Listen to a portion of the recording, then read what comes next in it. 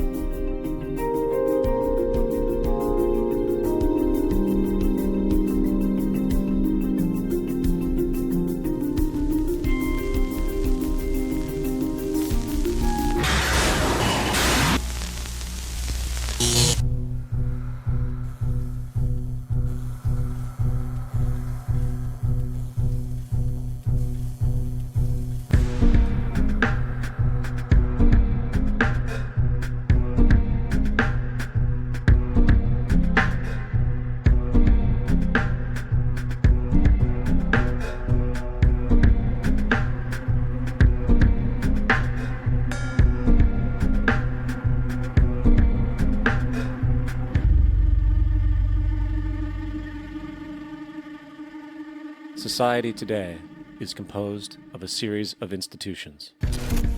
From political institutions, legal institutions, religious institutions, to institutions of social class, familial values, and occupational specialization, it is obvious the profound influence these traditionalized structures have in shaping our understandings and perspectives. Yet, of all the social institutions we are born into, directed by, and conditioned upon, there seems to be no system as taken for granted and misunderstood as the monetary system. Taking on nearly religious proportions, the established monetary institution exists as one of the most unquestioned forms of faith there is.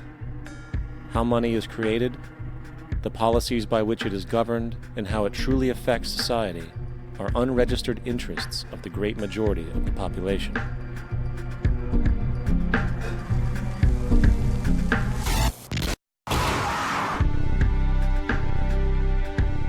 In a world where 1% of the population owns 40% of the planet's wealth, in a world where 34,000 children die every single day from poverty and preventable diseases, and where 50% of the world's population lives on less than $2 a day, one thing is clear: something is very wrong.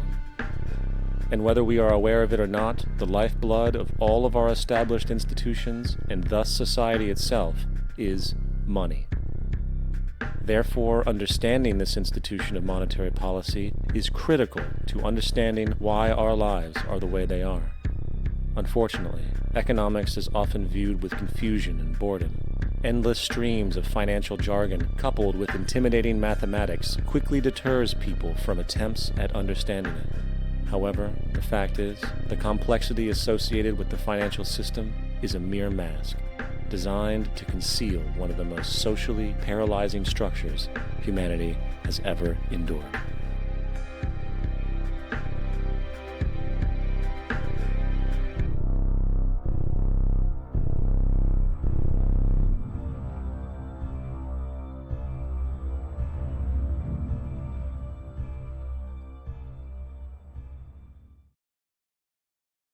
A number of years ago, the Central Bank of the United States, the Federal Reserve, produced a document entitled Modern Money Mechanics.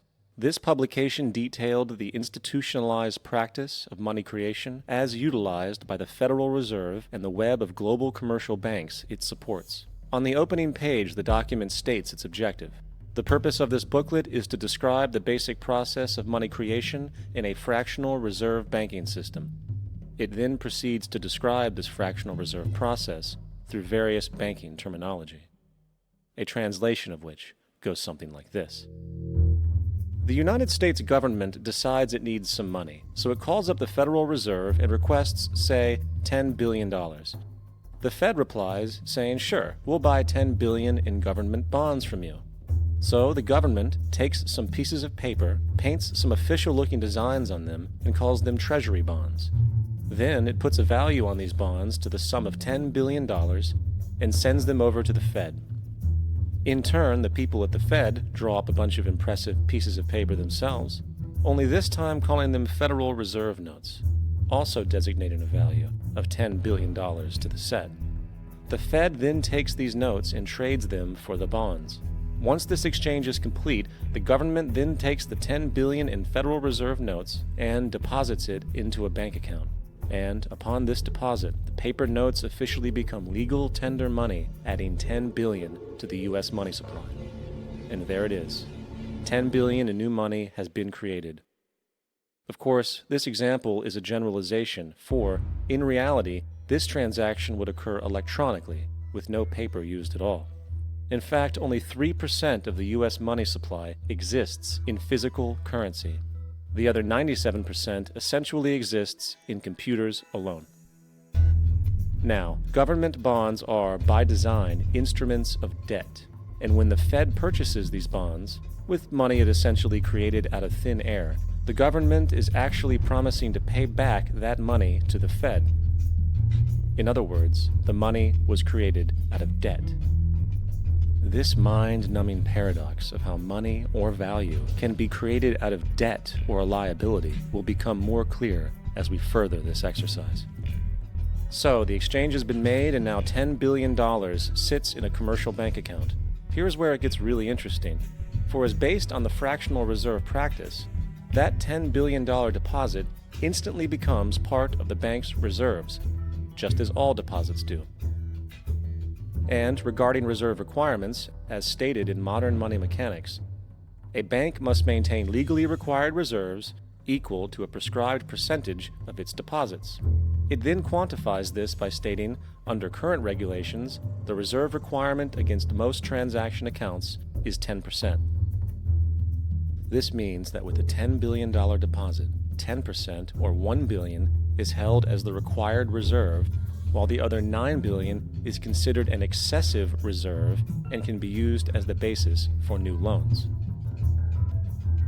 Now, it is logical to assume that this $9 billion is literally coming out of the existing $10 billion deposit. However, this is actually not the case. What really happens is that the $9 billion is simply created out of thin air on top of the existing $10 billion deposit. This is how the money supply is expanded. As stated in modern money mechanics, of course they, the banks, do not really pay out loans from the money they receive as deposits. If they did this, no additional money would be created. What they do when they make loans is to accept promissory notes, loan contracts, in exchange for credits, money, to the borrower's transaction accounts. In other words, the $9 billion can be created out of nothing simply because there is a demand for such a loan and that there is a $10 billion deposit to satisfy the reserve requirements. Now, let's assume that somebody walks into this bank and borrows the newly available $9 billion. They will then most likely take that money and deposit it into their own bank account. The process then repeats, for that deposit becomes part of the bank's reserves. 10% is isolated, and in turn 90% of the $9 billion, or $8.1 billion, is now available as newly created money for more loans. And of course, that 8.1 can be loaned out and redeposited, creating an additional 7.2 billion, to 6.5 billion, to 5.9 billion, etc. This deposit money creation loan cycle can technically go on to infinity. The average mathematical result is that about $90 billion can be created on top of the original $10 billion. In other words, for every deposit that ever occurs in the banking system, about 9 times that amount can be created out of thin air. Money jitters? Ask the obliging Bank of America for a jar of soothing instant money, M-O-N-E-Y, in the form of a convenient personal loan. So, now that we understand how money is created by this fractional reserve banking system, a logical yet elusive question might come to mind. What is actually giving this newly created money value? The answer? The money that already exists. The new money essentially steals value from the existing money supply. For the total pool of money is being increased irrespective to demand for goods and services. And as supply and demand finds equilibrium, prices rise, diminishing the purchasing power of each individual dollar. This is generally referred to as inflation, and inflation is essentially a hidden tax on the public. What is the advice that you generally get? And that is inflate the currency. They don't say debase the currency. They don't say devalue the currency. They don't say cheat the people who are saved. They say lower the interest rates. The real deception is when we distort the value of money. When we create money out of thin air, we have no savings, and yet there's so-called capital. So my question boils down to this: how in the world can we expect to solve the problems of inflation, that is, the increase in the supply of money, with more inflation? Of course, it can't. The fractional reserve system of monetary expansion is inherently inflationary. For the act of expanding the money supply, without there being a proportional expansion of goods and services in the economy, will always debase a currency. In fact, a quick glance at the historical values of the US dollar versus the money supply reflects this point definitively, for the inverse relationship is obvious. $1 in 1913 required $21.60 in 2007 to match value. That is a 96% devaluation since the Federal Reserve came into existence. Now, if this reality of inherent and perpetual inflation seems absurd and economically self-defeating, hold that thought, for absurdity is an understatement in regard to how our financial system really operates. For in our financial system, money is debt. And debt is money. Here is a chart of the U.S. money supply from 1950 to 2006. Here is a chart of the U.S. national debt for the same period. How interesting it is that the trends are virtually the same. For the more money there is, the more debt there is. The more debt there is, the more money there is. To put it a different way, every single dollar in your wallet is owed to somebody by somebody. For remember, the only way the money can come into existence is from loans. Therefore, if everyone in the country were able to pay off all debts, including the government, there would not be $1 in circulation.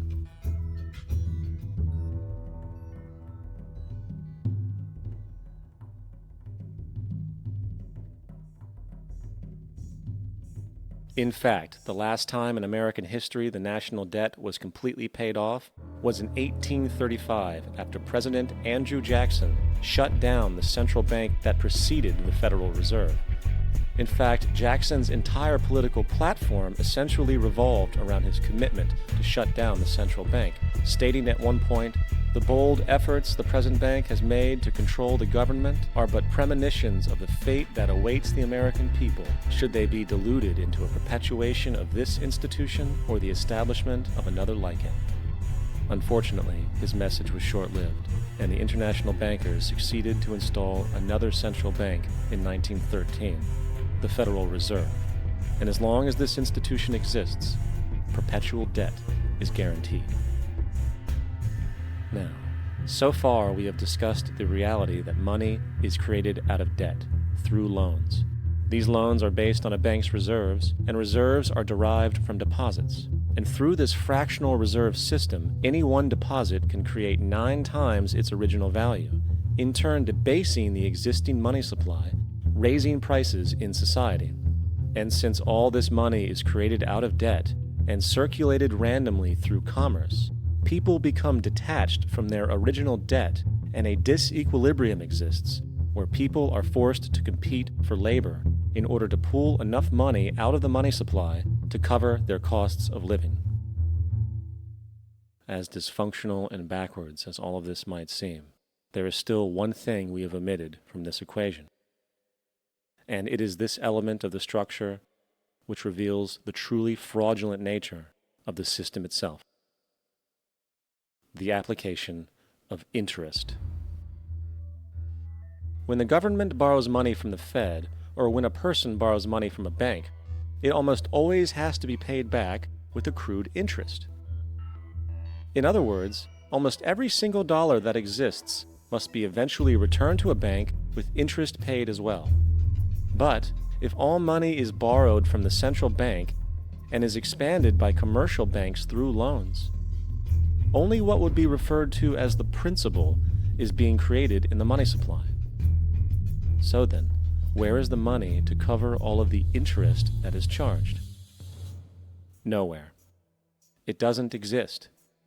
The ramifications of this are staggering, for the amount of money owed back to the banks will always exceed the amount of money that is available in circulation.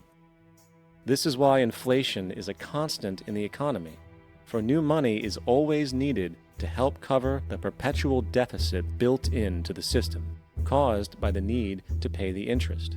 What this also means is that mathematically, defaults and bankruptcy are literally built into the system, and there will always be poor pockets of society that get the short end of the stick. An analogy would be a game of musical chairs, for once the music stops, somebody is left out to dry. And that's the point. It invariably transfers true wealth from the individual to the banks. For if you are unable to pay for your mortgage, they will take your property. This is particularly enraging when you realize that not only is such a default inevitable due to the fractional reserve practice, but also because of the fact that the money that the bank loaned to you didn't even legally exist in the first place. In 1969, there was a Minnesota court case involving a man named Jerome Daly, who was challenging the foreclosure of his home by the bank which provided the loan to purchase it. His argument was that the mortgage contract required both parties, being he and the bank, each put up a legitimate form of property for the exchange. In legal language, this is called consideration.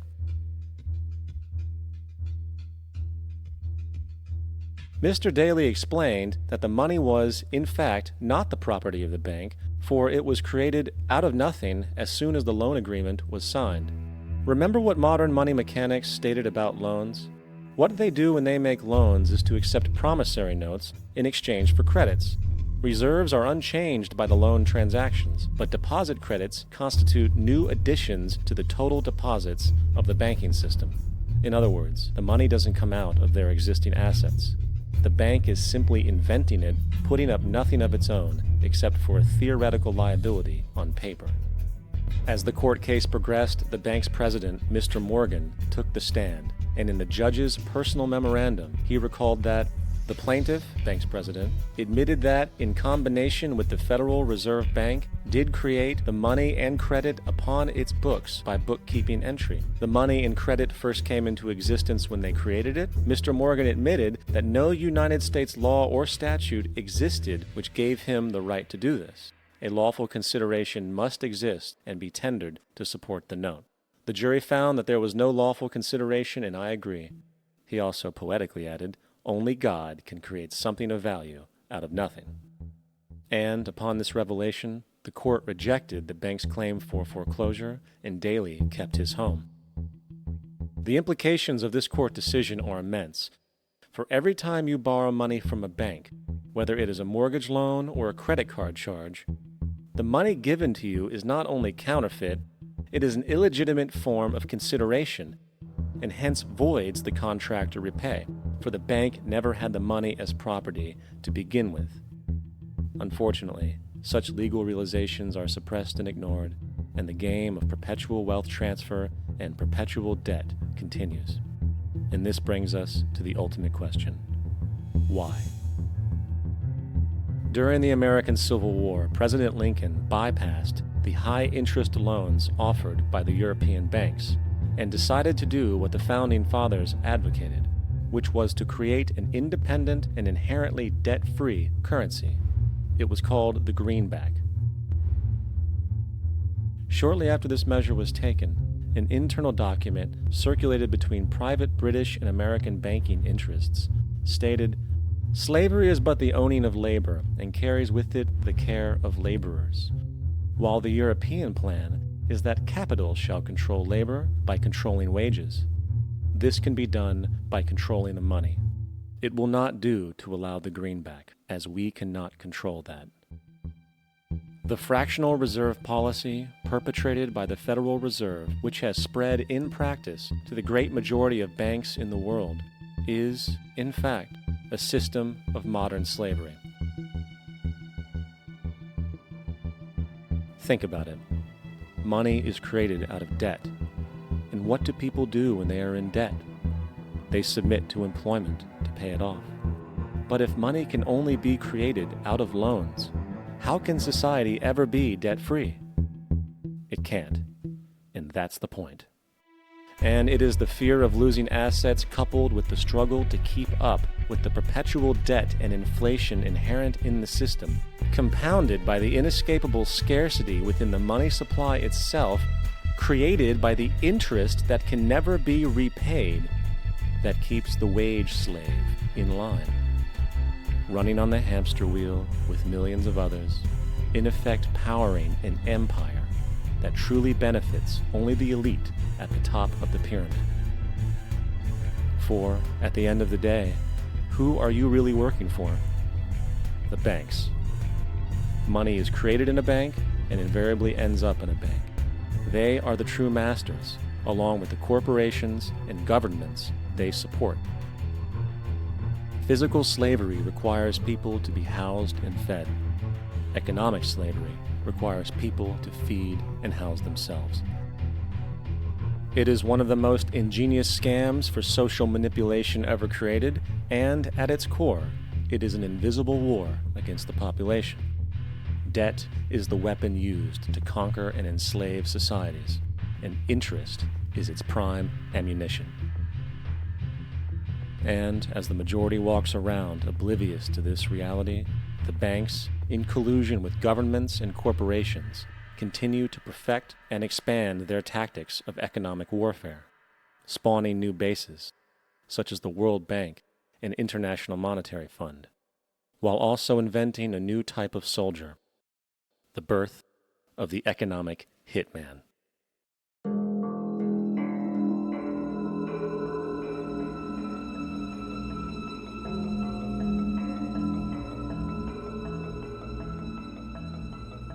We economic hitmen really have been the ones responsible for creating this first truly global empire. And we work many different ways.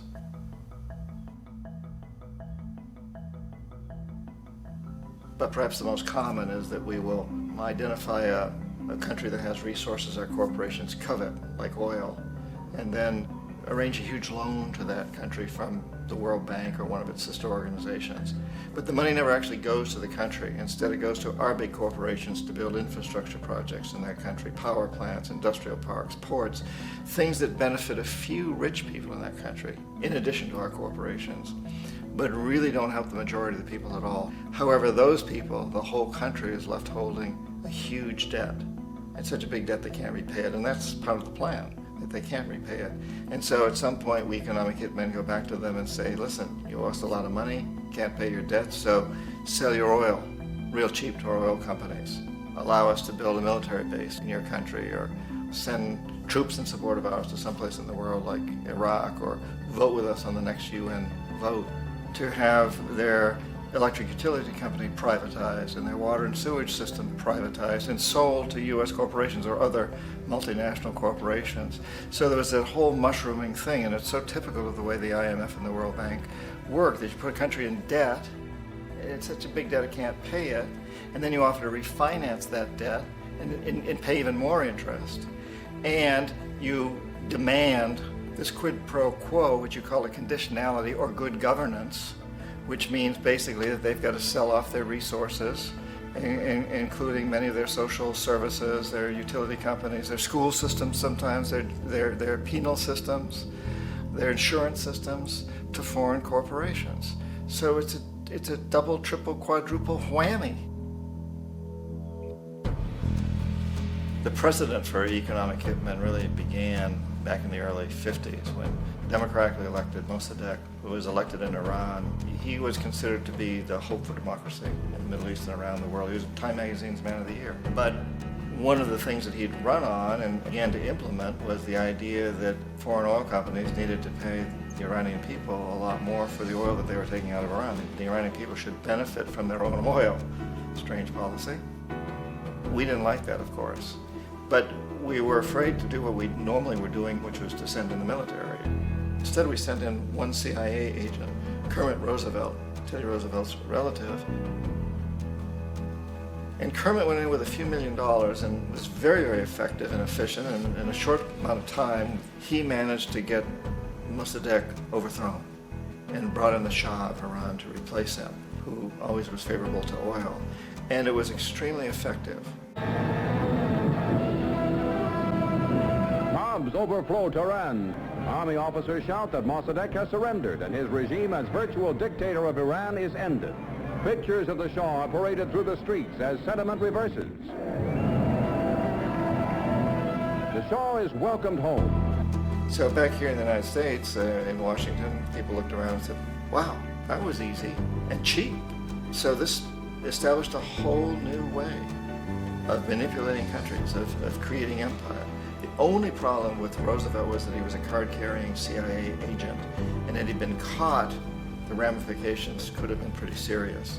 So very quickly at that point, the decision was made to use private consultants to channel the money through the World Bank or the IMF or one of the other such agencies, to bring in people like me who worked for private companies, so that if we got caught, there would be no governmental ramifications.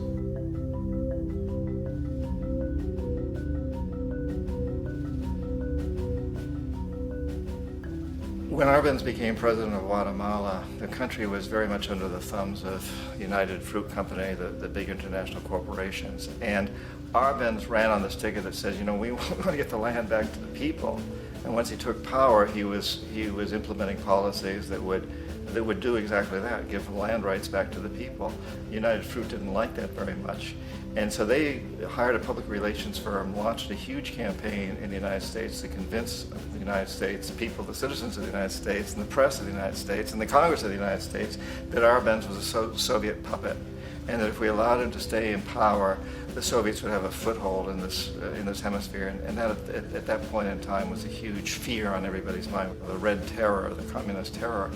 And so, to make a long story short, out of this public relations campaign came a commitment on the part of the CIA and the military to take this man out.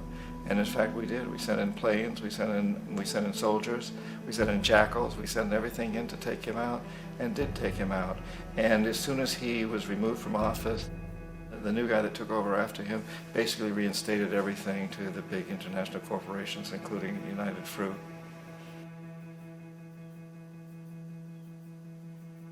Ecuador for many, many years had been ruled by pro-US dictators, often relatively brutal. Then it was decided that they were going to have a truly democratic election. Jaime Roldos ran for office, and his main goal, he said, as president would be to make sure that Ecuador's resources were used to help the people. And he won, overwhelming, by more votes than anybody had ever won anything in Ecuador. And he began to implement these policies to make sure that the profits from oil went to help the people. Well, we didn't like that in the United States. I was sent down as one of several economic hitmen to change Roldos, to corrupt him, to bring him around, to let him know, okay, you can get very rich, you and your family, if you play our game, but if you continue to try to keep these policies you've promised, you're going to go. He wouldn't listen. He was assassinated. As soon as the plane crashed, the whole area was cordoned off. The only people allowed in were U.S. military from a nearby base and some of the Ecuadorian military. When an investigation was launched, 2 of the key witnesses died in car accidents before they had a chance to testify. A lot of very, very strange things that went on around the assassination of Jaime Roldos. I, like most people who've really looked at this case, have absolutely no doubt that it was an assassination. And of course, in my position as an economic hitman, I was always expecting something to happen to Jaime, whether it be a coup or assassination, I wasn't sure, but that he would be taken down because he was not being corrupted. He would not allow himself to be corrupted the way we wanted to corrupt him.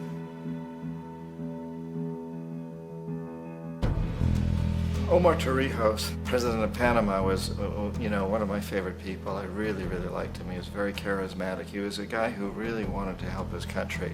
And when I tried to bribe him or corrupt him, he said, look, John, he called me Juanito. He said, look, Juanito, I don't need the money. What I really need is for my country to be treated fairly. I need for the United States to repay the debts that you owe my people for all the destruction you've done here. I need to be in a position where I can help other Latin American countries win their independence and be free of this terrible presence from the north that you people are exploiting us so badly. I need to have the Panama Canal back in the hands of the Panamanian people. That's what I want. And so, leave me alone. Don't try to bribe me. It was 1981, and in May, Jaime Roldos was assassinated. And Omar was very aware of this. Torrijos got his family together and he said, I'm probably next, but it's okay because I've done what I came here to do. I've renegotiated the canal. The canal will now be in our hands. He just finished negotiating the treaty with Jimmy Carter. In June of that same year, just a couple of months later, he also went down in an airplane crash, which there's no question was executed by CIA-sponsored jackals. Tremendous amount of evidence that one of Torrijos' security guards handed him at the last moment as he was getting on the plane a tape recorder, a small tape recorder that contained a bomb.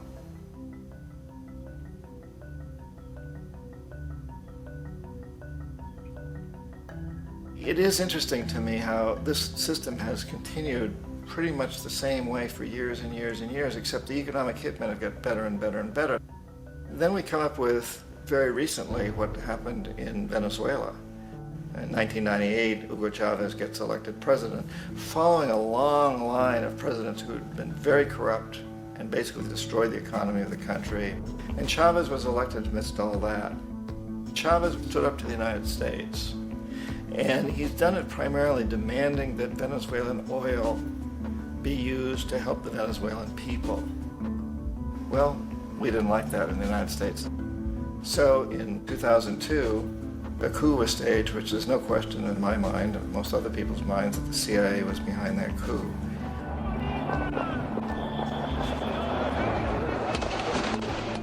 The way that coup was fomented was very reflective of what Kermit Roosevelt had done in Iran, of paying people to go out into the streets to riot, to protest, to say this Chavez is very unpopular.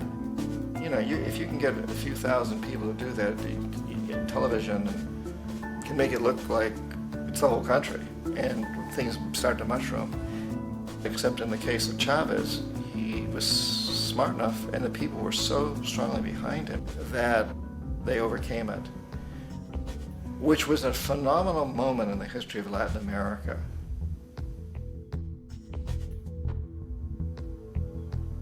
Iraq actually is a perfect example of the way the whole system works. So we economic hitmen are the first line of defense. We go in and we try to corrupt governments and get them to accept these huge loans, which we then use as leverage to basically own them.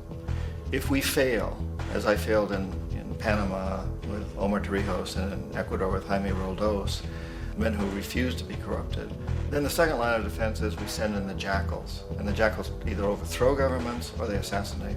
And once that happens and a new government comes in, boy, it's going to toe the line because the new president knows what will happen if he doesn't.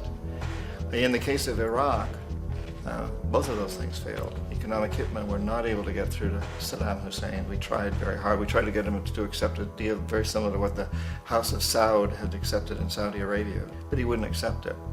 And so the jackals went in to take him out. They couldn't do it. His security was very good. After all, he had one time worked for the CIA. He'd been hired to assassinate a former president of Iraq and failed, but he knew the system. So in '91, we send in the troops and we take out the Iraqi military. So we assume at that point that Saddam Hussein is going to come around. We could have taken him out, of course, at that time, but we didn't want to. He's the kind of strong man we like. He controls his people. We thought he could control the Kurds and keep the Iranians in their border and keep pumping oil for us. And that once we took out his military, now he's going to come around.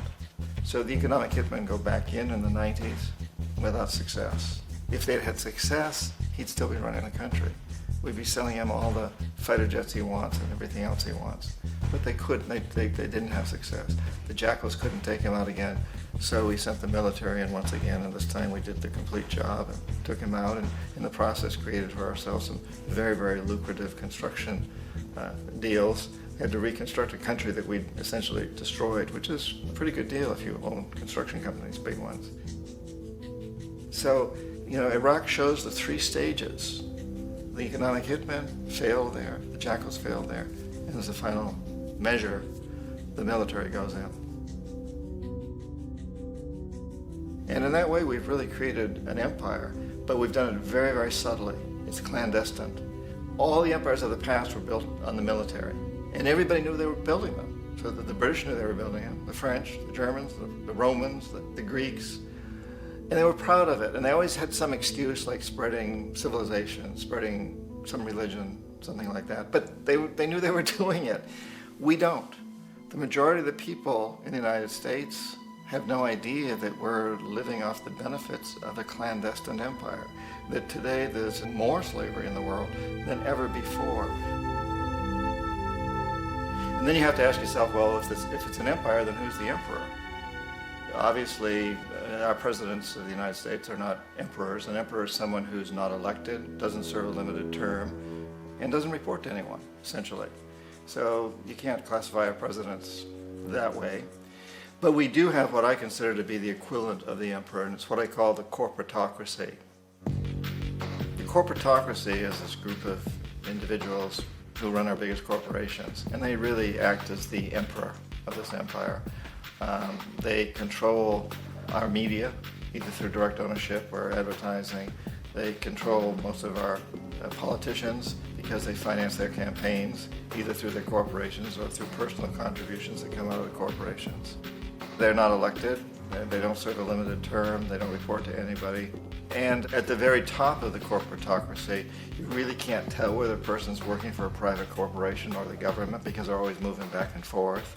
So, you know, you've got a guy who one moment is the president of a big construction company like Halliburton, and the next moment he's vice president of the United States, or the president who is in the oil business. And this is true whether you've got Democrats or Republicans in the office. You have the moving back and forth through the revolving door. And in a way, our government is invisible a lot of the time, and its policies are carried out by our corporations on one level or another. And then again, the policies of the government are basically forged by the corporatocracy and then presented to the government. They become government policy. So it's an incredibly cozy relationship.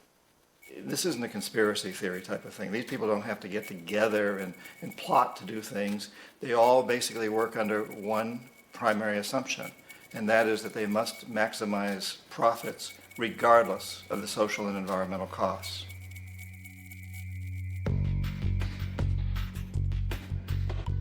This process of manipulation by the corporatocracy through the use of debt, bribery, and political overthrow is called globalization. Just as the Federal Reserve keeps the American public in a position of indentured servitude through perpetual debt, inflation, and interest, the World Bank and IMF serve this role on a global scale. The basic scam is simple.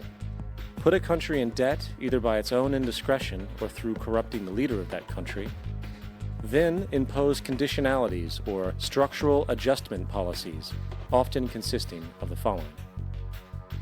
Currency devaluation. When the value of a currency drops, so does everything valued in it. This makes indigenous resources available to predator countries at a fraction of their worth.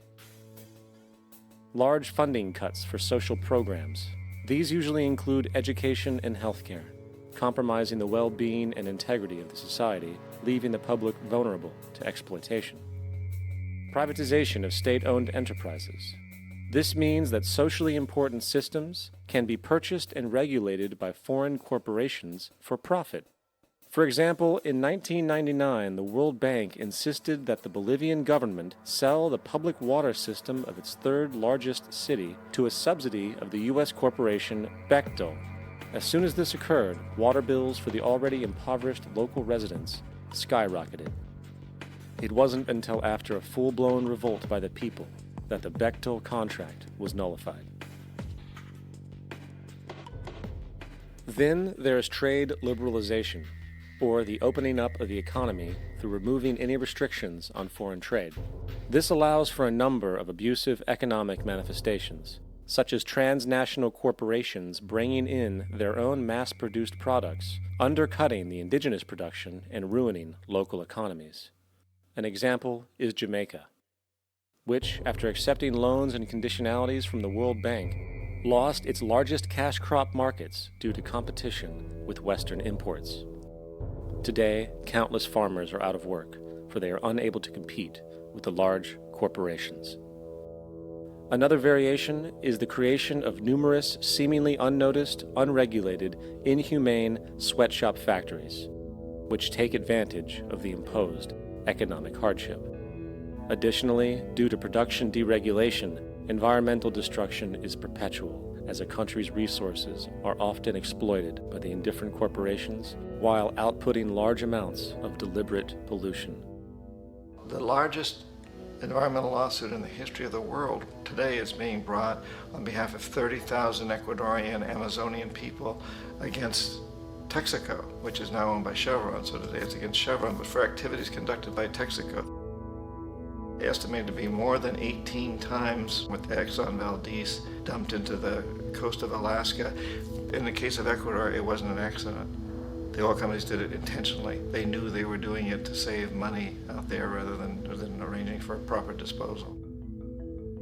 Furthermore, a cursory glance at the performance record of the World Bank reveals that the institution, which publicly claims to help poor countries develop and alleviate poverty, has done nothing but increase poverty and the wealth gap, while corporate profits soar. In 1960, the income gap between the fifth of the world's people in the richest countries versus the fifth in the poorest countries was 30-1. By 1998, it was 74-1. While global GNP rose 40% between 1970 and 1985, those in poverty actually increased by 17%. While from 1985 to 2000, those living on less than $1 a day increased by 18%. Even the Joint Economic Committee of the U.S. Congress admitted that there is a mere 40% success rate of of all World Bank projects. In the late 1960s, the World Bank intervened in Ecuador with large loans. During the next 30 years, poverty grew from 50% to 70%. Under or unemployment grew from 15 to 70%. Public debt increased from 240 million to 16 billion, while the share of resources allocated to the poor went from 20% to 6%. In fact, by the year 2000, 50% of Ecuador's national budget had to be allocated for paying its debts. It is important to understand the World Bank is, in fact, a U.S. bank, supporting U.S. interests. For the United States holds veto power over decisions, as it is the largest provider of capital. And where did it get this money? You guessed it, it made it out of thin air through the fractional reserve banking system. Of the world's top 100 economies, as based on annual GDP, 51 are corporations, and 47 of that 51 are U.S.-based.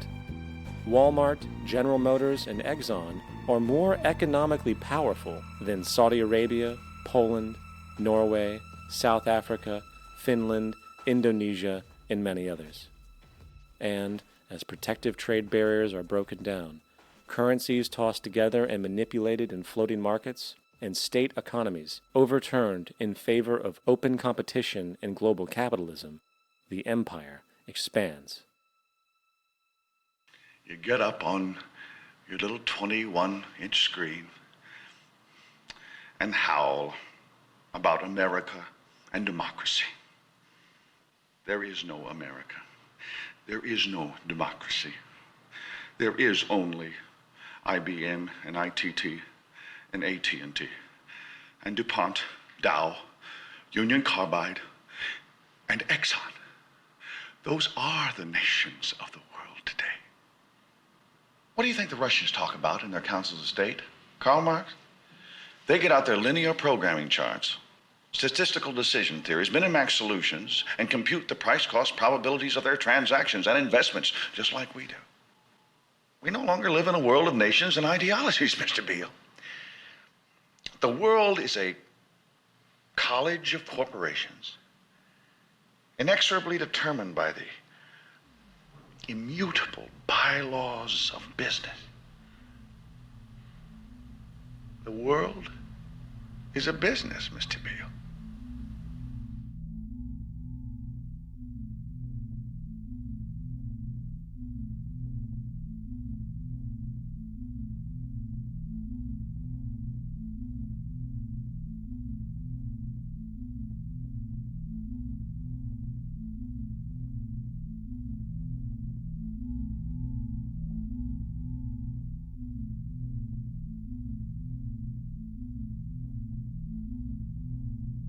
The world is being taken over by a handful of business powers who dominate the natural resources we need to live while controlling the money we need to obtain these resources.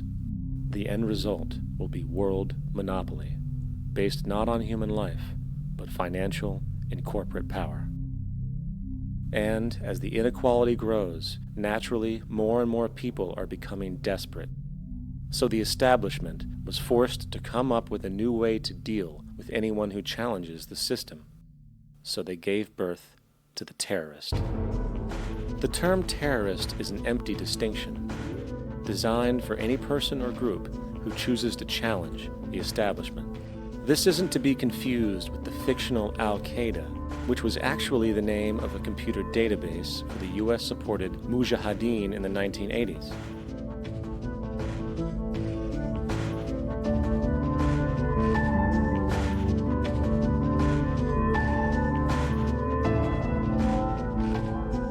In 2007, the Department of Defense received $161.8 billion for the so-called global war on terrorism. According to the National Counterterrorism Center, in 2004, roughly 2,000 people were killed internationally due to supposed terrorist acts. Of that number, 70 were American. Using this number as a general average, which is extremely generous, it is interesting to note that twice as many people die from peanut allergies a year than from terrorist acts.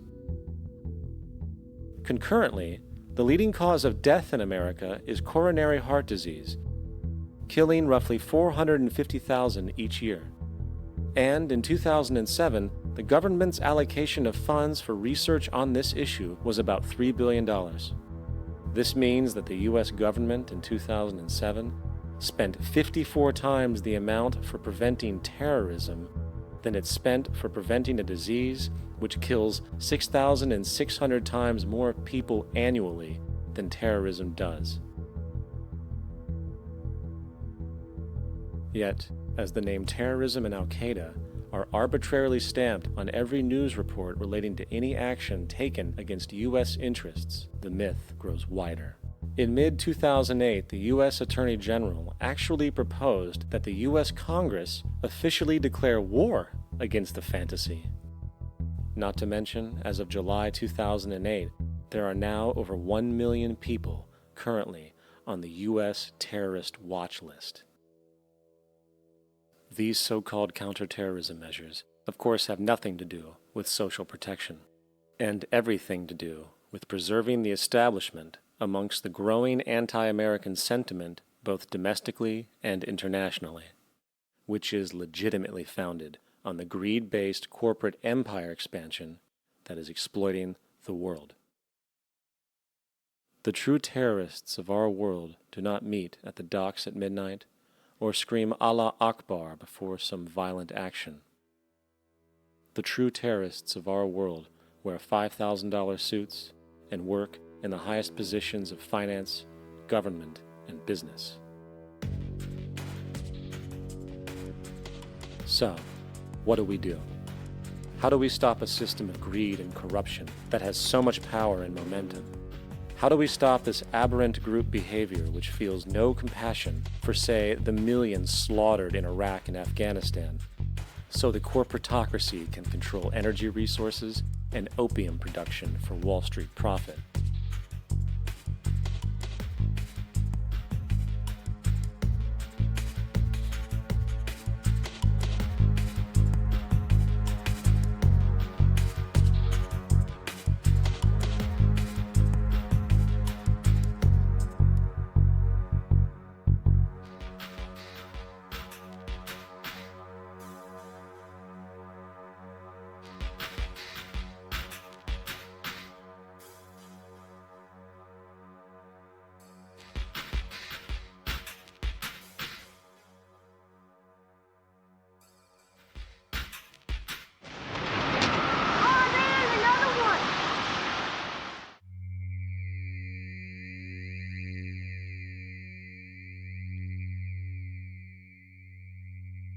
How do we stop a system of greed and corruption that condemns poor populations to sweatshop slavery for the benefit of Madison Avenue? Or that engineers false flag terror attacks for the sake of manipulation? Or that generates built-in modes of social operation which are inherently exploitative? Or that systematically reduces civil liberties and violates human rights in order to protect itself from its own shortcomings? How do we deal with the numerous covert institutions, such as the Council on Foreign Relations, the Trilateral Commission, and the Bilderberg Group, and other undemocratically elected groups which, behind closed doors, collude to control the political, financial, social, and environmental elements of our lives? In order to find the answer, we must first find the true underlying cause. For the fact is, the selfish, corrupt, power, and profit-based groups are not the true source of the problem. They are symptoms.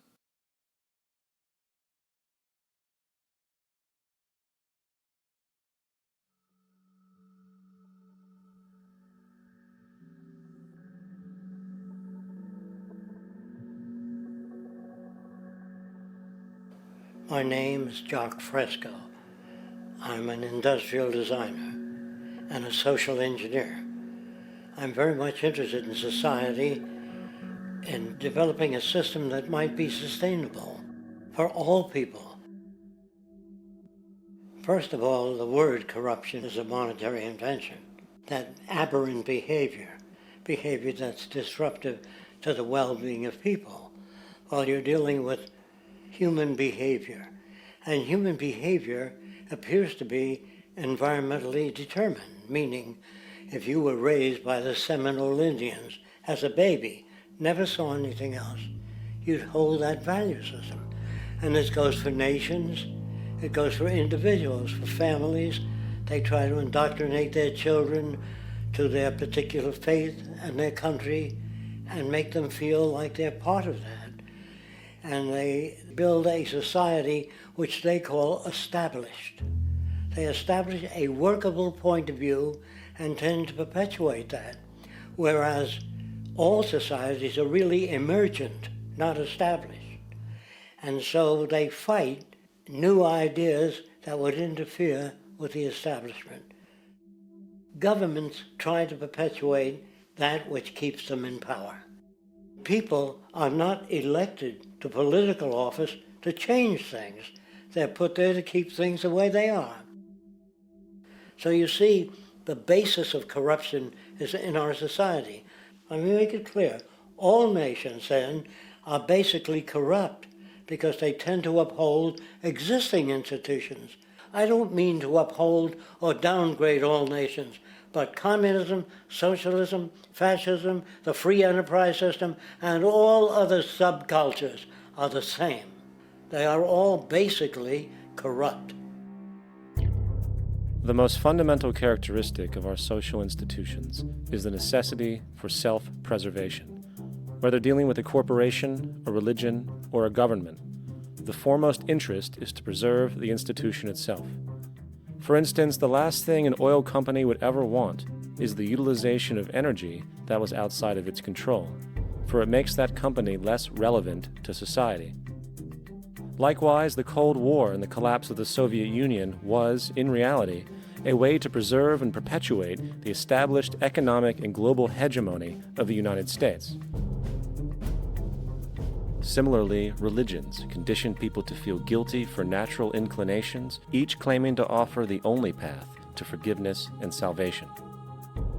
At the heart of this institutional self-preservation lies the monetary system, for it is money that provides the means for power and survival.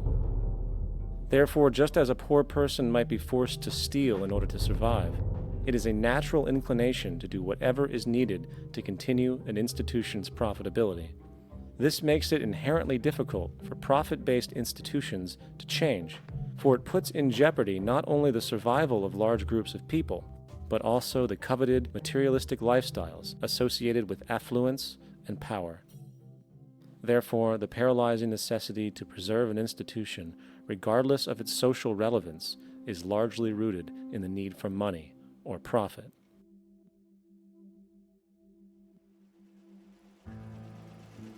What's in it for me is why people think. And so if a man makes money selling a certain product, naturally he's going to fight the existence of another product that may threaten his institution. Therefore, people cannot be fair, and people do not trust each other. A guy will come over to you and say, I got just the house you're looking for. He's a salesman. When a doctor says, I think your kidney has to come out, I don't know if he's trying to pay off a yacht or whether my kidney has to come out. It's hard in a monetary system to trust people. If you came into my store and I said, this lamp that I've got is pretty good, but the lamp next door is much better, I wouldn't be in business very long. It wouldn't work. If I were ethical, it wouldn't work. So when you say industry cares for people, that's not true. They can't afford to be ethical.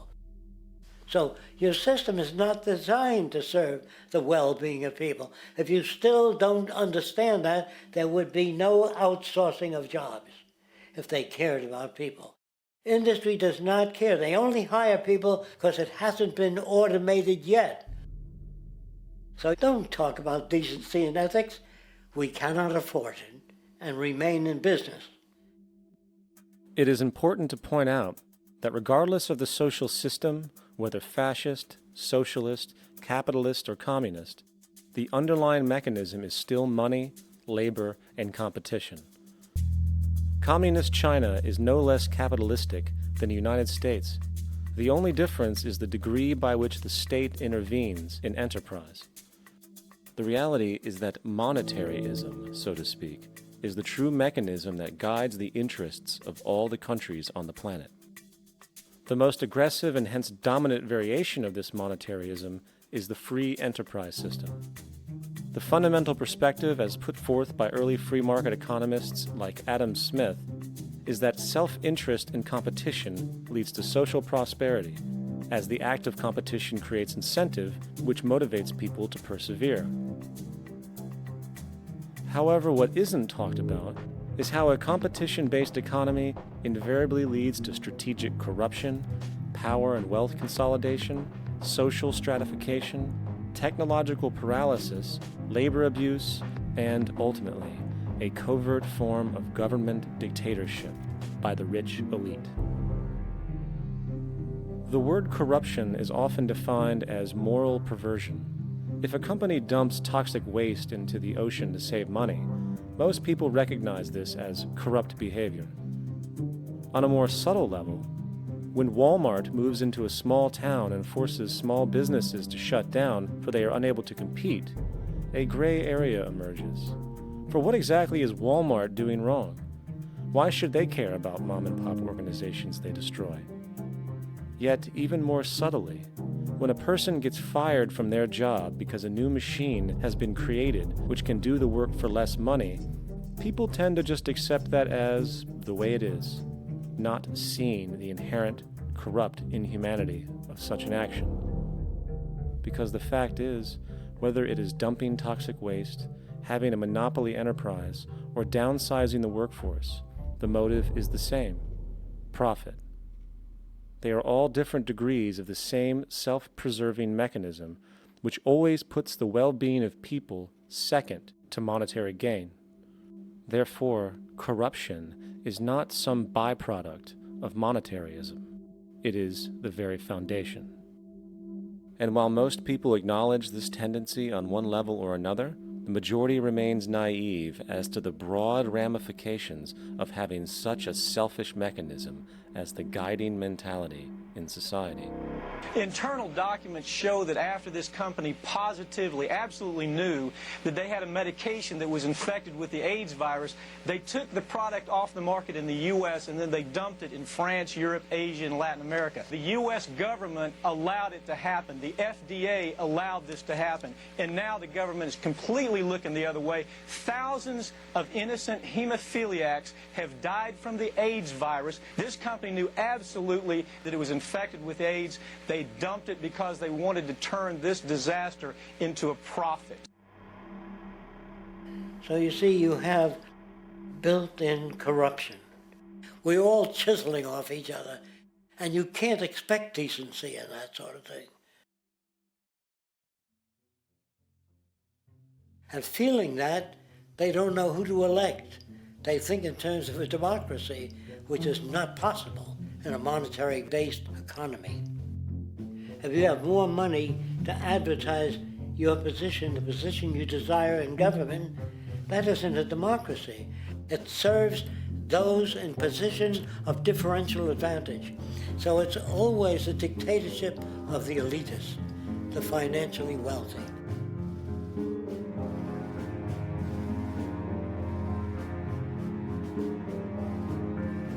It is an interesting observation to note how seemingly unknown personalities magically appear on the scene as presidential candidates. Then, before you know it, somehow you are left to choose from a small group of extremely wealthy people who suspiciously have the same broad social view. Obviously, it's a joke. The people placed on the ballot are done so because they have been pre-decided to be acceptable by the established financial powers who actually run the show. Yet, many who understand this illusion of democracy often think, if only we could just get our honest, ethical politicians in power, then we would be okay. Well, while this idea, of course, seems reasonable in our established-oriented worldview, it is, unfortunately, another fallacy. For when it really comes down to what is actually important, the institution of politics, and thus politicians themselves, have absolutely no true relevance as to what makes our world and society function. It's not politicians that can solve problems. They have no technical capabilities. They don't know how to solve problems. Even if they were sincere, they don't know how to solve problems. It's the technicians that produce the desalination plants. It's the technicians that give you electricity, that give you motor vehicles, that heat your house and cool it in the summertime. It's technology that solves problems, not politics. Politics cannot solve problems because they're not trained to do so. Very few people today stop and consider what it is that actually improves their lives. Is it money? Obviously not. One cannot eat money or stuff money into their car to get it to run. Is it politics? All politicians can do is create laws, establish budgets, and declare war.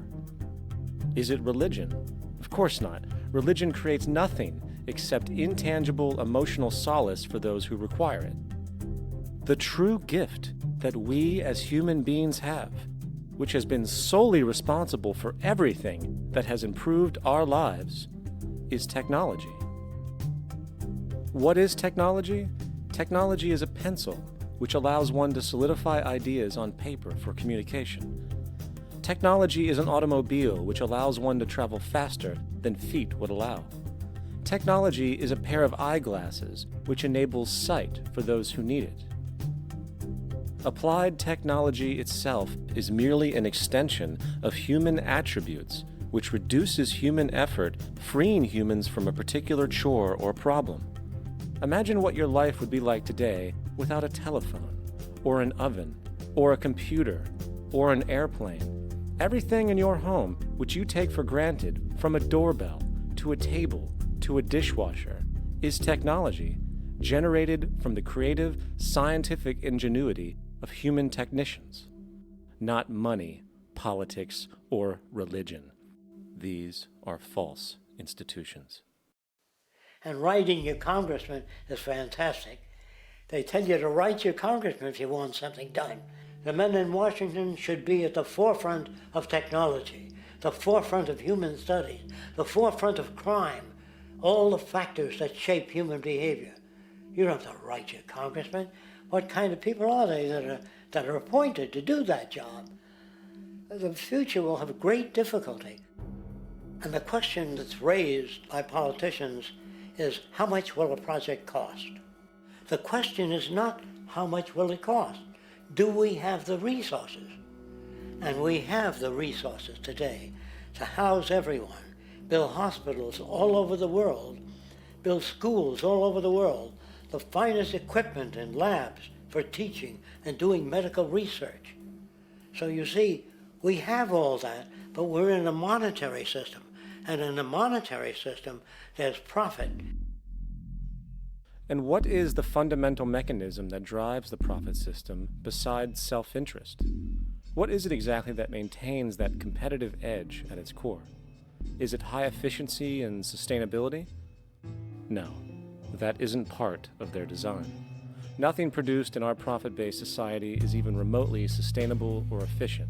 If it was, there wouldn't be a multi-million-dollar-a-year service industry for automobiles, nor would the average lifespan for most electronics be less than 3 months before they're obsolete. Is it abundance? Absolutely not. Abundance, as based on the laws of supply and demand, is actually a negative thing. If a diamond company finds 10 times the usual amount of diamonds during their mining, it means the supply of diamonds has increased, which means the cost and profit per diamond drops. The fact is, efficiency, sustainability, and abundance are enemies of profit.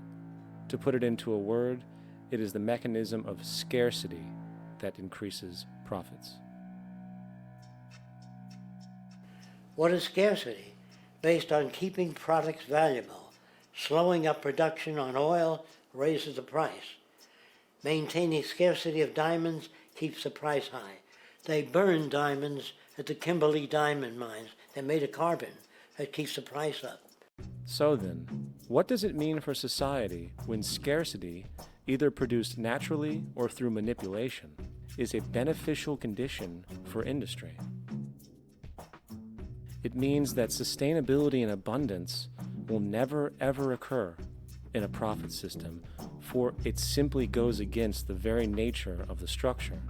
Therefore, it is impossible to have a world without war or poverty. It is impossible to continually advance technology to its most efficient and productive states. And, most dramatically, it is impossible to expect human beings to behave in truly ethical or decent ways.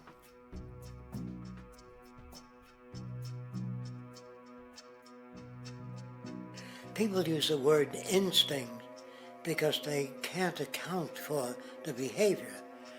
They sit back and they evaluate with their lack of knowledge, and they say things like, humans are built a certain way, greed is a natural thing, as though they've worked for years on it, and it's no more natural than wearing clothing. What we want to do is to eliminate the causes of the problems, eliminate the processes that produce greed and bigotry and prejudice and people taking advantage of one another and elitism, eliminating the need for prisons and welfare. We have always had these problems because we have always lived within scarcity and barter and monetary systems that produce scarcity. If you eradicate the conditions that generate what you call socially offensive behavior, it does not exist. The guy said, well, isn't that inborn? No, it's not. There is no human nature, there's human behavior, and that's always been changed throughout history. You're not born with bigotry and greed and corruption and hatred. You pick that up within the society. War, poverty, corruption, hunger, misery, human suffering will not change in a monetary system. That is, there'll be very little significant change. It's going to take the redesign of our culture, our values, and it has to be related to the carrying capacity of the earth, not some human opinion or some politician's notions of the way the world ought to be, or some religious notions of the conduct of human affairs. And that's what the Venus Project is about. The society that we're about to talk about is a society that is free of all the old superstitions, incarceration, prisons, police, cruelty, and law. All laws will disappear, and the professions will disappear that are no longer valid, such as stockbrokers, bankers, advertising, gone forever, because it's no longer relevant. When we understand that it is technology devised by human ingenuity which frees humanity and increases our quality of life, we then realize that the most important focus we can have is on the intelligent management of the Earth's resources. For it is from these natural resources we gain the materials to continue our path of prosperity. Understanding this, we then see that money fundamentally exists as a barrier to these resources, for virtually everything has a financial cost. And why do we need money to obtain these resources? Because of real or assumed scarcity. We don't usually pay for air and tap water because it is in such high abundance, selling it would be pointless. So then, logically speaking, if resources and technologies applicable to creating everything in our societies, such as houses, cities, and transportation, were in high enough abundance, there would be no reason to sell anything. Likewise, if automation and machinery was so technologically advanced as to relieve human beings of labor, there would be no reason to have a job. And with these social aspects taken care of, there would be no reason to have money at all. So the ultimate question remains: do we on Earth have enough resources and technological understanding to create a society of such abundance that everything we have now could be available without a price tag and without the need for submission through employment? Yes, we do. We have the resources and technology to enable this at a minimum, along with the ability to raise the standard of living so high that people in the future will look back at our civilization now and gawk at how primitive and immature our society was. What the Venus Project proposes is an entirely different system that's updated to present-day knowledge. We've never given scientists the problem of how do you design a society which would eliminate boring and monotonous jobs, that would eliminate accidents in transportation, that would enable people to have a high standard of living, that would eliminate poisons in our food, that would give us other sources of energy that are clean and efficient. We can do that out there.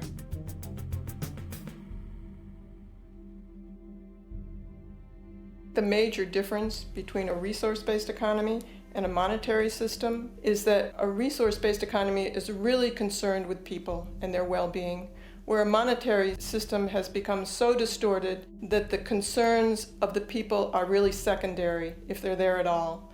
The products that are turned out are for how much money you can get. If there is a problem in society and you can't earn money from solving that problem, then it won't be done.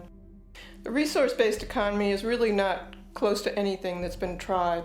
And with all our technology today, we can create abundance. It could be used to improve everyone's lifestyle. Abundance all over the world if we use our technology wisely and maintain the environment.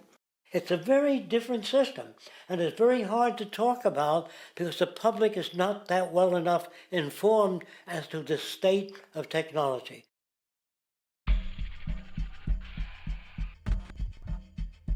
At present, we don't have to burn fossil fuels. We don't have to use anything that would contaminate the environment. There are many sources of energy available. Alternative energy solutions pushed by the establishment, such as hydrogen, biomass, and even nuclear, are highly insufficient, dangerous, and exist only to perpetuate the profit structure that industry has created. When we look beyond the propaganda and self-serving solutions put forth by the energy companies, we find a seemingly endless stream of clean, abundant, and renewable energy for generating power. Solar and wind energy are well known to the public, but the true potential of these mediums remains unexpressed. Solar energy, derived from the sun, has such abundance that 1 hour of light at high noon contains more energy than what the entire world consumes in a year. If we could capture 0.01% of this energy, the world would never have to use oil, gas, or anything else. The question then is not availability, but the technology to harness it. And there are many advanced mediums today which could accomplish just that, if they were not hindered by the need to compete for market share with the established energy power structures. Then there's wind energy. Wind energy has long been denounced as weak, and due to being location-driven, impractical. This is simply not true. The U.S. Department of Energy admitted in 2007 that if wind was fully harvested in just 3 of America's 50 states, it could power the entire nation. And then there are the rather unknown mediums of tidal and wave power. Tidal power is derived from tidal shifts in the ocean. Installing turbines which capture this movement generates energy. In the United Kingdom, 42 sites are currently noted as available, forecasting that 34% of all the UK's energy could come from tidal power alone. Wave power, which extracts energy from the surface motions of the ocean, is estimated to have a global potential of up to 80,000 terawatt-hours a year. This means 50% of the entire planet's energy usage could be produced from this medium alone. Now, it is important to point out that tidal, wave, solar, and wind power requires virtually no preliminary energy to harness, unlike coal, oil, gas, biomass, hydrogen, and all the others. In combination, these 4 mediums alone, if efficiently harnessed through technology, could power the world forever. That being said, there happens to be another form of clean, renewable energy which trumps them all: geothermal power. Geothermal energy utilizes what is called heat mining, which, through a simple process using water, is able to generate massive amounts of clean energy. In 2006, an MIT report on geothermal energy found that 13,000 zettajoules of power are currently available in the Earth, with the possibility of 2,000 zettajoules being easily tappable with improved technology. The total energy consumption of all the countries on the planet is about half of a zettajoule a year. This means about 4,000 years of planetary power could be harnessed in this medium alone. And when we understand that the Earth's heat generation is constantly renewed, this energy is really limitless and could be used forever. These energy sources are only a few of the clean, renewable mediums available, and as time goes on, we will find more. The grand realization is that we have total energy abundance without the need for pollution, traditional conservation, or in fact, a price tag. And what about transportation? The prevailing means of transportation in our societies is by automobile and aircraft, both of which predominantly need fossil fuels to run. In the case of the automobile, the battery technology needed to power an electric car that can go over 100 miles an hour for over 200 miles on one charge exists, and has existed for many years.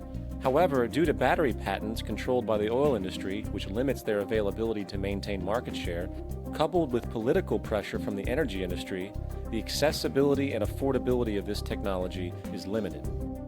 There is absolutely no reason other than pure, corrupt profit interest that every single vehicle in the world cannot be electric and utterly clean, with zero need for gasoline. As far as airplanes, it is time we realize that this means of travel is inefficient, cumbersome, slow, and causes far too much pollution. This is a maglev train. It uses magnets for propulsion. It is fully suspended by a magnetic field and requires less than 2% of the energy used for plane travel. The train has no wheels, so nothing can wear out. The current maximum speed of versions of this technology, as used in Japan, is 361 miles per hour. However, this version of the technology is very dated. An organization called ET3, which has connections with the Venus Project, has established a tube-based maglev that can travel up to 4,000 miles per hour in a motionless, frictionless tube, which can go over land or underwater. Imagine going from LA to New York for an extended lunch break, or from Washington, D.C. to Beijing, China in 2 hours. This is the future of continental and intercontinental travel, fast, clean, with only a fraction of the energy usage we use today for the same means.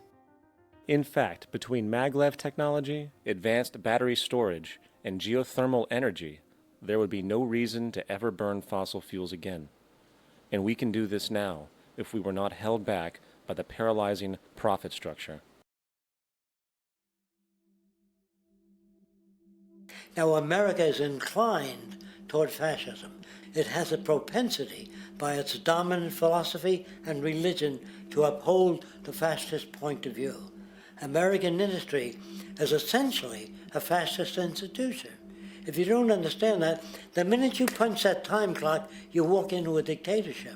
We're given notions about the respectability of work, and I really look at it as being paid slavery. They're brought up to believe that you shall earn your living by the sweat of your brow. That holds people back, freeing people from drudgery, repetitive jobs which make them ignorant. You rob them. In our society, that is a resource-based economy, machines free people. You see, we can't imagine that because we've never known that kind of world. If we look back at history, we see a very clear pattern of machine automation slowly replacing human labor. From the disappearance of the elevator man to the near full automation of an automobile production plant, the fact is, as technology grows, the need for humans in the workforce will continually be diminished. This creates a serious clash, which proves the falseness of the monetary-based labor system. For human employment is in direct competition with technological development. Therefore, given the fundamental priority of profit by industry, people through time will be continually laid off and replaced by machine. When industry takes on a machine, instead of shortening the workday, they downsize. You lose your job. So you have a right to fear machines. In a high-technology, resource-based economy, it is conservative to say that about 90% of all current occupations could be phased out by machines, freeing humans to live their life without servitude, for this is the point of technology itself. And through time, with nanotechnology and other highly advanced forms of science, it is not far-fetched to see how even complex medical procedures could be performed by machines as well, and based on the pattern, with much higher success rates than humans get today. The path is clear, but our monetary-based structure, which requires labor for income, blocks this progress, for humans need jobs in order to survive. The bottom line is that this system must go, or we will never be free, and technology will be constantly paralyzed. When you have machines that clean out sewers, it frees a human being from doing that. So look at machines as extensions of human performance. Furthermore, many occupations today will have simply no basis to exist in a resource-based economy, such as anything associated with the management of money, advertising, along with the legal system itself. For without money, a great majority of the crimes that are committed today would never occur. Virtually all forms of crime are a consequence of the monetary system, either directly or by neuroses inflicted through financial deprivation. Therefore, laws themselves could eventually become extinct. Instead of putting up a sign, drive carefully, slippery when wet, put abrasive in the highway so it's not slippery when wet. And if a person gets in a car that's drunk and the car oscillates a great deal, there's a little pendulum that swings up and back, and that'll pull the car over to the side. Not a law solution.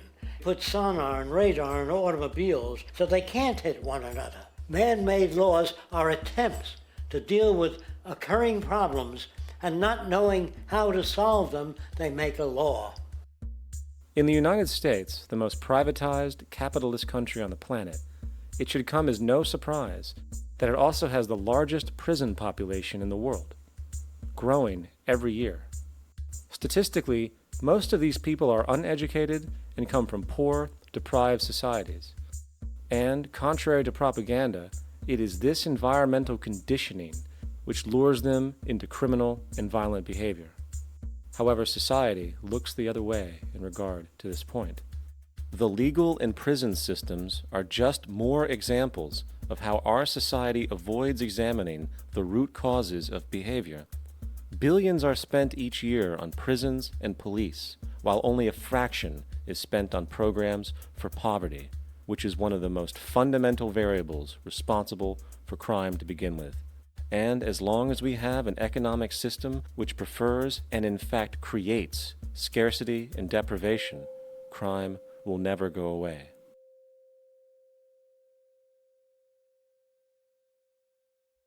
If people have access to the necessities of life without servitude, debt, barter, trade, they behave very differently.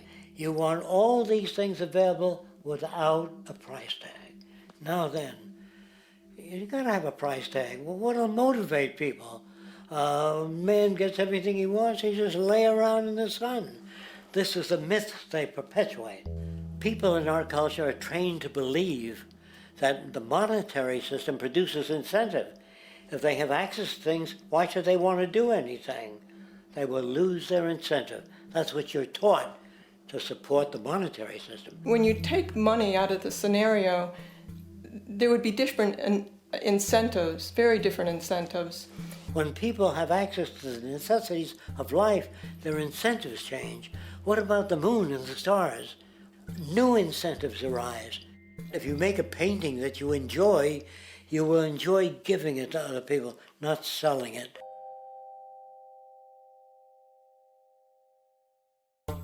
I think most of the education that I've seen today is essentially producing a person for a job. It's very specialized. They're not generalists. People don't know a lot about a lot of different subjects.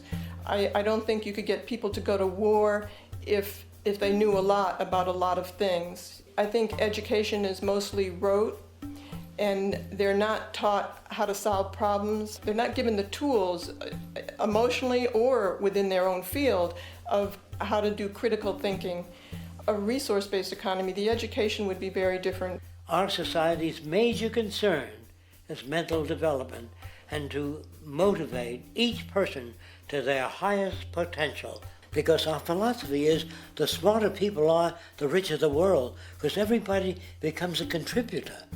The smarter your kids are, the better my life will be, because they'll be contributing more constructively to the environment and to my life, because everything that we devise within a resource-based economy would be applied to society. There would be nothing to hold it back. Patriotism, weapons, armies, navies, all that is a sign that we're not civilized yet. Kids will ask their parents, didn't you see the necessity of the machines? Dad, couldn't you see that war was inevitable when you produce scarcity? Isn't it obvious? Of course the kid will understand that you were pinheads, raised merely to serve the established institutions. We're such an abominable, sick society that we won't make the history book. They just say that large nations took land from smaller nations, used force and violence. You'll get history talked about as corrupt behavior all the way along until the beginning of the civilized world. That's when all the nations work together. World unification, working toward common good for all human beings, and without anyone being subservient to anyone else. Without social stratification, whether it be technical elitism or any other kind of elitism, eradicated from the face of the earth. The state does nothing because there is no state. There is no state. The system I advocate, a resource-based global economy, is not perfect. It's just a lot better than what we have. We can never achieve perfection.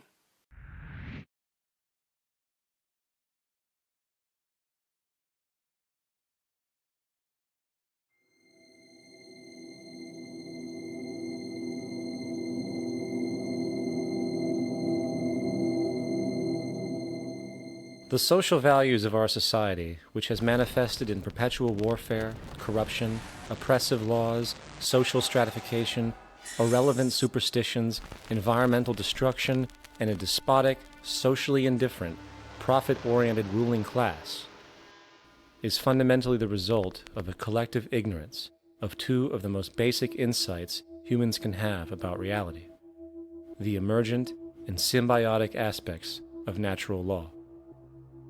The emergent nature of reality is that all systems, whether it is knowledge, society, technology, philosophy, or any other creation, will, when uninhibited, undergo fluid, perpetual change.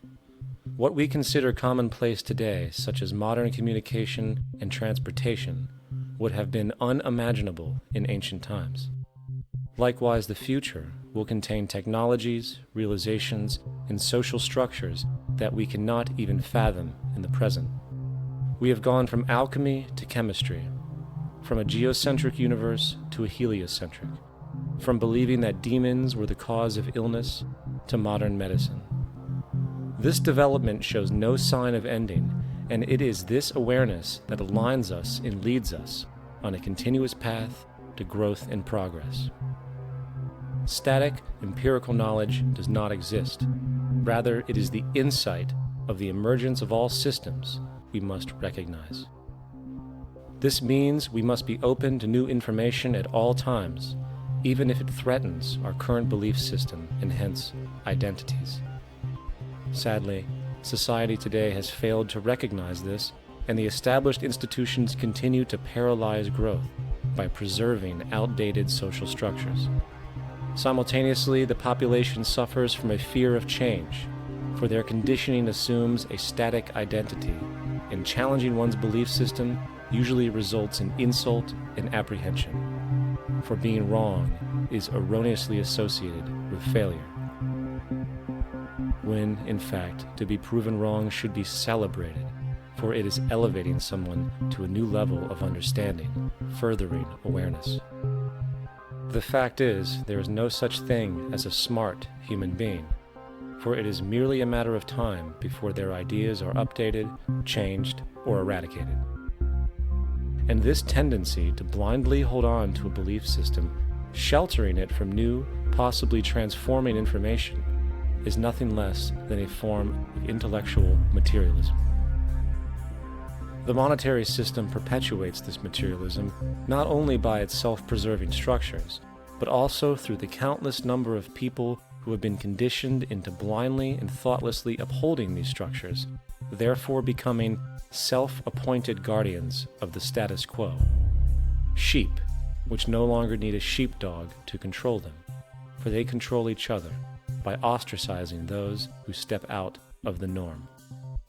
This tendency to resist change and uphold existing institutions for the sake of identity, comfort, power, and profit is completely unsustainable and will only produce further imbalance, fragmentation, distortion, and invariably, destruction.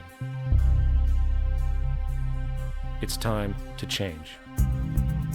From hunters and gatherers to the agricultural revolution to the industrial revolution, the pattern is clear. It is time for a new social system which reflects the understandings we have today. The monetary system is a product of a period of time where scarcity was a reality. Now, with the age of technology, it is no longer relevant to society. Gone with the aberrant behavior it manifests. Likewise, dominant worldviews, such as theistic religion, operate with the same social irrelevancy.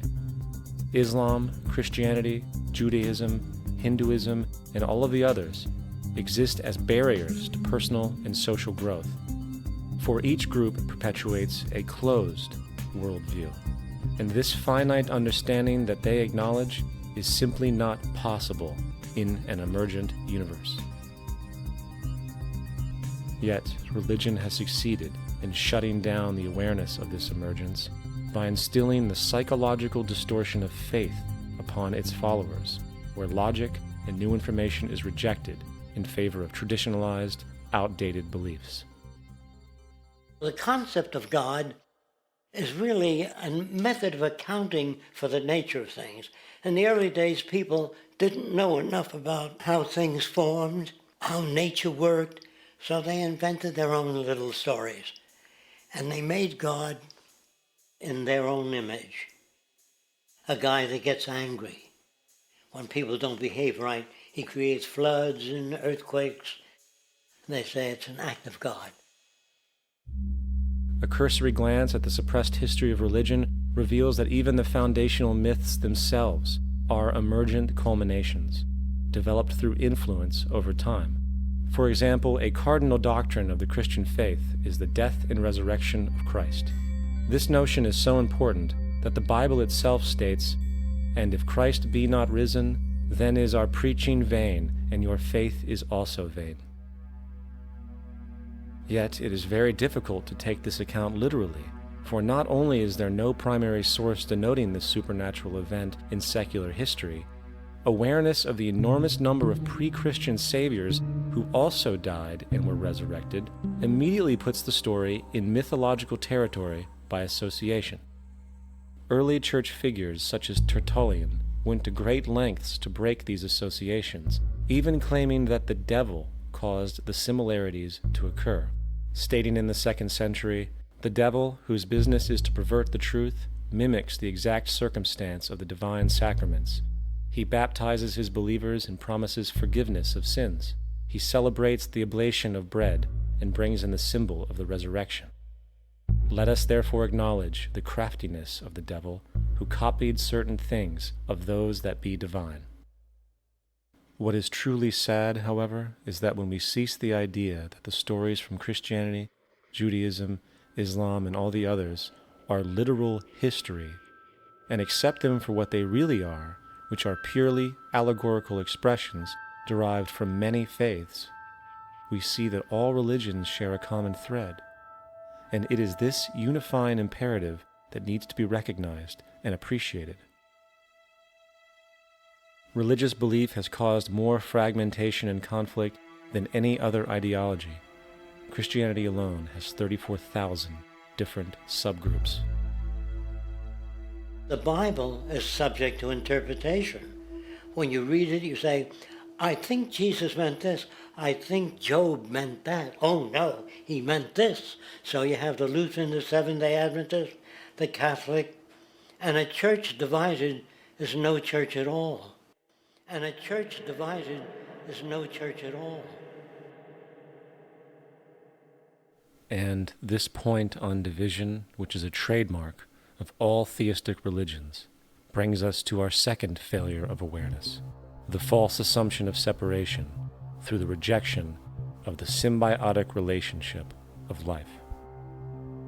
Apart from the understanding that all natural systems are emergent, where all notions of reality will be constantly developed, altered, and even eradicated, we must also understand that all systems are, in fact, invented fragments, merely for the sake of conversation. For there is no such thing as independence in nature.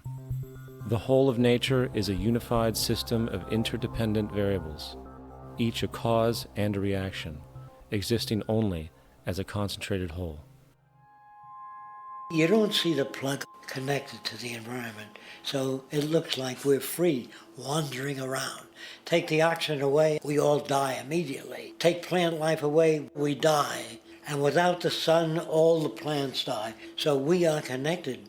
We really must take into account the totality. This isn't just a human experience on this planet. This is a total experience. And we know we can't survive without plants and animals. We know we can't survive without the four elements, you know? And so when are we going to really start taking that into account? That's what it is to be successful. Success depends on how well we relate to everything around us. I'm very aware of the fact that my grandson cannot possibly hope to inherit a sustainable, peaceful, stable, socially just world unless every child today growing up in Ethiopia, in Indonesia, in Bolivia, in Palestine, in Israel also has that same expectation. You got to take care of the whole community or you're going to have serious problems. And now we have to see that the whole world is the community and we must all take care of each other that way. And it's not just a community of human beings. It's a community of plants and animals and elements. And we really need to understand that. That's what's going to bring us joy, too, and pleasure. That's what's missing in our lives right now. We can call it spirituality, but the fact of the matter is joy comes from that bliss of connectedness. That's our God spirit. That's that side of ourselves that really feels it. And you can feel it deep inside you. It's this amazing, wonderful feeling. And you know it when you get it. You don't get it from money. You get it from connection. Now, if that isn't a hazard to this country, how are we going to keep building nuclear weapons? You know what I mean? What's going to happen to the arms industry when we realize we're all one? It's going to fuck up the economy. The economy that's fake anyway. The economy that's fake anyway. The economy that's fake anyway. The economy that's fake anyway. The economy that's fake anyway. Which would be a real bummer. You can see why the government's cracking down on the idea of experiencing unconditional love.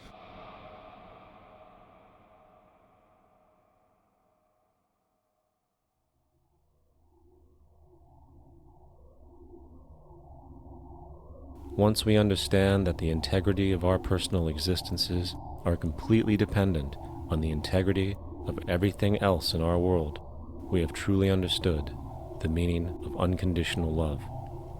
For love is extensionality, and seeing everything as you and you as everything can have no conditionalities. For, in fact, we are all everything at once. If it's true that we're all from the center of a star, every atom in each of us from the center of a star, then we're all the same thing. Even a Coke machine or a cigarette butt in the street in Buffalo is made out of atoms that came from a star. They've all been recycled thousands of times, as have you and I. And therefore, it's only me out there.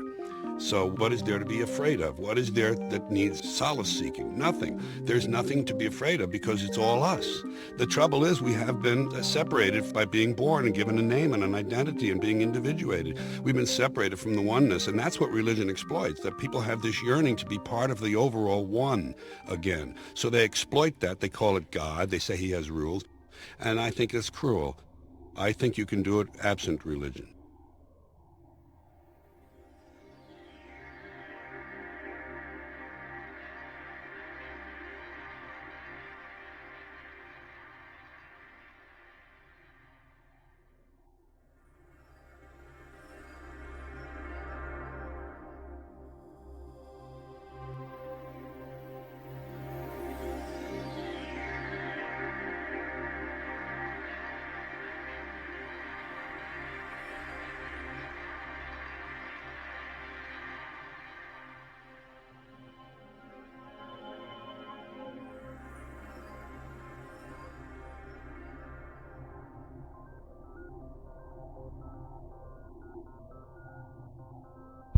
It's time to claim the unity our outmoded social systems have broken apart, and work together to create a sustainable global society where everyone is taken care of and everyone is truly free. Your personal beliefs, whatever they may be, are meaningless when it comes to the necessities of life. Every human being is born naked, needing warmth, food, water, shelter. Everything else is auxiliary. Therefore, the most important issue at hand is the intelligent management of the Earth's resources. This can never be accomplished in a monetary system, for the pursuit of profit is the pursuit of self-interest, and therefore imbalance is inherent. Simultaneously, politicians are useless, for our true problems in life are technical, not political. Furthermore, ideologies that separate humanity, such as religion, need strong reflection in the community in regard to its value, purpose, and social relevancy. Hopefully, through time, religion will lose its materialism and basis in superstition and move into the useful field of philosophy. The fact is, society today is backwards, with politicians constantly talking about protection and security rather than creation, unity, and progress. The U.S. alone now spends about $500 billion annually on defense. That is enough to send every high school senior in America to a four-year college. In the 1940s, the Manhattan Project produced the first true weapon of mass destruction. This program employed 130,000 people at an extreme financial cost. Imagine what our life would be like today if that group of scientists, instead of working on a way of killing people, worked on a way to create a self-sustaining, abundant world. Life today would be very, very different if that was their goal. Instead of weapons of mass destruction, it is time to unleash something much more powerful. Weapons of mass creation. Our true divinity is in our ability to create, and armed with the understanding of the symbiotic connections of life, while being guided by the emergent nature of reality, there is nothing we cannot do or accomplish. Of course, we face strong barriers in the form of established power structures that refuse to change. At the heart of these structures is the monetary system. As explained earlier, the fractional reserve policy is a form of slavery through debt, where it is literally impossible for society to be free. In turn, free market capitalism in the form of free trade uses debt to imprison the world and manipulate countries into subservience to a handful of large business and political powers. Apart from these obvious amoralities, the system itself is based on competition, which immediately destroys the possibility of large-scale collaborations for the common good, hence paralyzing any attempt at true global sustainability. These financial and corporate structures are now obsolete, and they must be outgrown. Of course, we cannot be naive enough to think that the business and financial elite are going to subscribe to this idea, for they will lose power and control. Therefore, peaceful yet highly strategic action must be taken. The most powerful course of action is simple. We have to alter our behavior to to force the power structure to the will of the people. We must stop supporting the system. The only way the establishment will change is by our refusal to participate, while continuously acknowledging its endless flaws and corruptions. They're not going to give up the monetary system because of our designs of what we recommend. The system has to fail, and people have to lose confidence in their elected leaders. That will be a major turning point if the Venus Project is offered as a possible alternative. If not, I fear the consequences. The trends now indicate that our country is going bankrupt. The probability is our country will move toward a military dictatorship to prevent riots and complete social breakdown. Once the U.S. breaks down, all the other cultures will undergo similar things. As of now, the world financial system is on the brink of collapse due to its own shortcomings. The Comptroller of Currency stated in 2003 that the interest on the U.S. national debt will not be affordable in less than 10 years. This theoretically means total bankruptcy for the U.S. economy, and its implications for the world are immense. In turn, the fractional reserve-based monetary system is reaching its theoretical limits of expansion, and the banking failures you are seeing are just the beginning. This is why inflation is skyrocketing, all debt is at record levels, and the government and Fed are hemorrhaging new money to bail out the corrupt system. For the only way to keep the banks going is by making more money. The only way to make more money is to create more debt and inflation. It is simply a matter of time before the tables turn and there is no one willing to take new loans, while defaults grow, as people are unable to afford their current loans. Then the expansion of money will stop, and contraction will begin on a scale never before seen, ending a century-long pyramid scheme. This has already begun.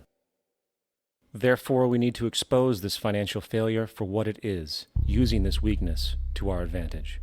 Here are some suggestions. Expose the banking fraud. Citibank, JP Morgan Chase, and Bank of America are the most powerful controllers within the corrupt Federal Reserve System. It's time to boycott these institutions. If you have a bank account or a credit card with any of them, move your money to another bank. If you have a mortgage, refinance with another bank. If you own their stock, sell it. If you work for them, quit.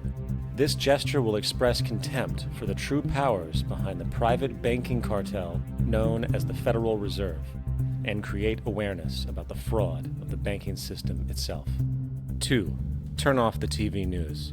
Visit the emerging independent news agencies on the internet for your information. CNN, NBC, ABC, Fox, and all the others present all news pre-filtered to maintain the status quo. With 4 corporations owning all major media outlets, objective information is impossible.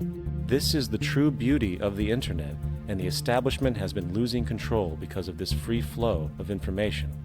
We must protect the internet at all times, as it is truly our savior right now. 3. Don't ever allow yourself, your family, or anyone you know to ever join the military. This is an obsolete institution now used exclusively for maintaining an establishment that is no longer relevant. U.S. soldiers in Iraq work for U.S. corporations, not the people.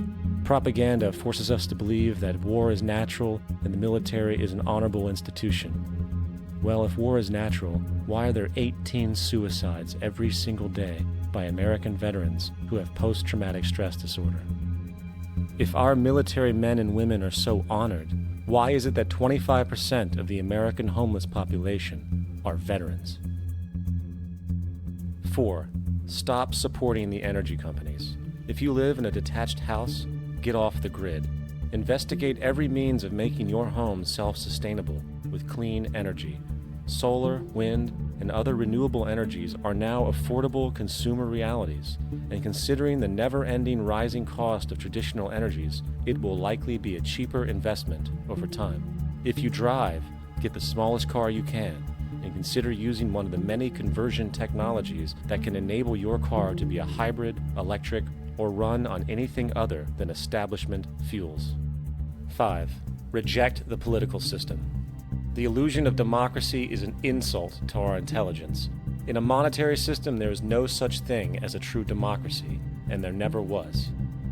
We have two political parties owned by the same set of corporate lobbyists. They are placed in their positions by the corporations, with popularity artificially projected by their media. In a system of inherent corruption, the change of personnel every couple of years has very little relevance. Instead of pretending that the political game has any true meaning, focus your energy on how to transcend this failed system. And 6. Join the movement. Go to the zeitgeistmovement.com and help us create the largest mass movement for social change the world has ever seen. We must mobilize and educate everyone about the inherent corruption of our current world system, along with the only true sustainable solution, declaring all the natural resources on the planet as common heritage to all people, while informing everyone as to the true state of technology and how we can all be free if the world works together rather than fights. The choice lies with you. You can continue to be a slave to the financial system and watch the continuous wars, depressions, and injustice across the globe while placating yourself with vain entertainment and materialistic garbage. Or you can focus your energy on true, meaningful, lasting, holistic change, which actually has the realistic ability to support and free all humans with no one left behind. But in the end, the most relevant change must occur first inside of you.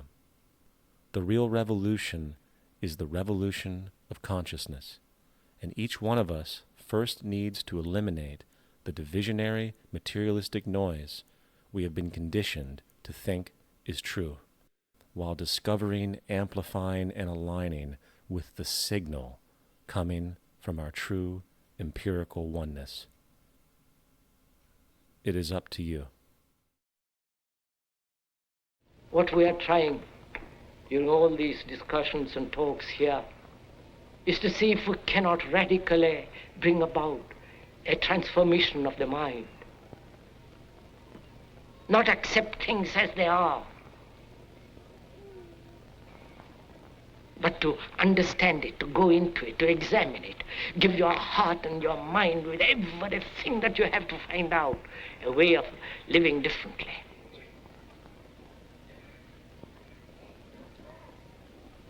But that depends on you and not somebody else. Because in this there is no teacher, no pupil, there is no leader, there is no guru, there is no master, no savior. You yourself are the teacher and the pupil, you are the master, you are the guru, you are the leader. You are everything. And to understand is to transform what is.